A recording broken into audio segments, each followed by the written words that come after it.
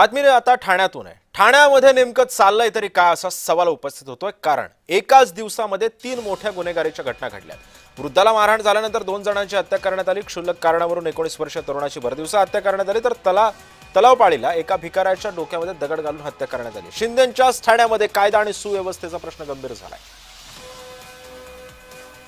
राज्याचे उपमुख्यमंत्री एकनाथ शिंदेंच्या ठाण्यामध्ये या अशा गुन्हेगारीला प्रवृत्त करणाऱ्या घटना घडतायत।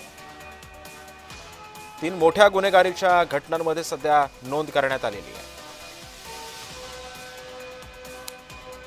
ठाण्यामध्ये नेमकं चाललंय तरी काय असा सवाल आता उपस्थित होतोय। ठाण्यामध्ये कायदा आणि सुव्यवस्थेचा प्रश्न गंभीर होत चाललेला आहे।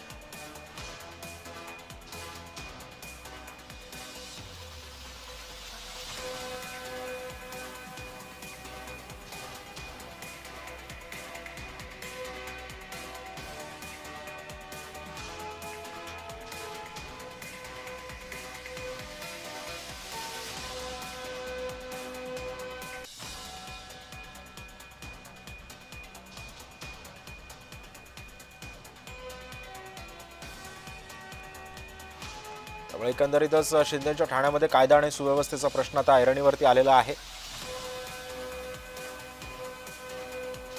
3 मोठ्या घटनांनी ठाणे शहर आता हादरून गेले। एकाच दिवसात 3 मोठ्या गुन्हेगारीच्या घटना या ठाण्यात घडल्या।